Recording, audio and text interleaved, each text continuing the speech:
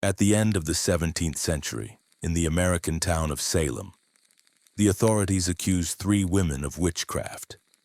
This marked the beginning of the Salem witch hunt, during which more than 200 people were executed or subjected to torture. Here is why the so-called witches were accused and why this event became part of history. The devil was to blame among all witch trials. The story of the Salem witches stands out in particular. This is because the trials were well documented. In addition, the events unfolded in a small American town, giving historians access to the context. Even so, the exact reason why the townspeople started such a cruel witch hunt remains unknown. It is worth noting that religion played the central role in Salem's daily life. Children were raised with strict discipline, and neighbors were constantly in conflict with one another. Most quarrels were about land. The population kept growing while farms grew smaller. Whenever Salem residents faced illness or natural disasters, such as epidemics, droughts, or floods, they blamed the devil. Thus, when 2 young girls began behaving strangely, the townsfolk immediately decided Satan had possessed them. The beginning of the witch hunt, 9-year-old Elizabeth, daughter of Pastor Samuel Parris, and her 11-year-old cousin Abigail Williams, started showing aggression, screaming, claiming they saw ghostly figures and refusing to listen to prayers. The townspeople concluded that the girls had been cursed by a witch. Dr. William Griggs confirmed this suspicion. He claimed he had seen the same symptoms in Boston.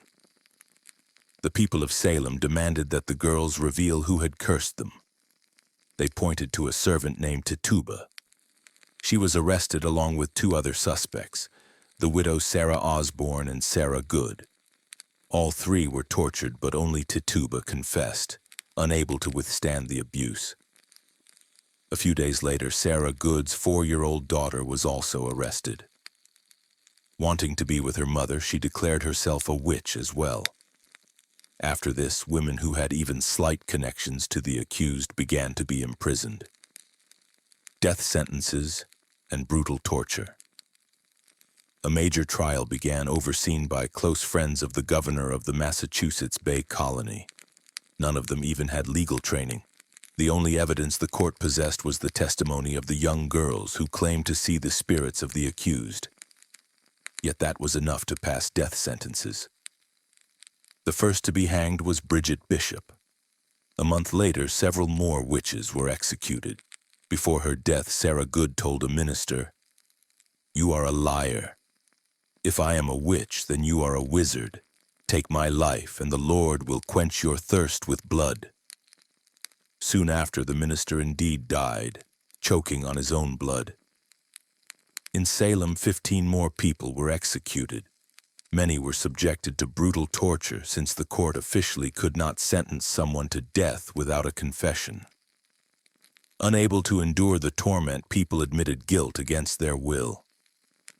The townsfolk seemed to lose their senses. Neighbors even testified against relatives. This epidemic spread to nearby towns. In total, more than 200 people were arrested during the witch hunt, and 30 were sentenced to death.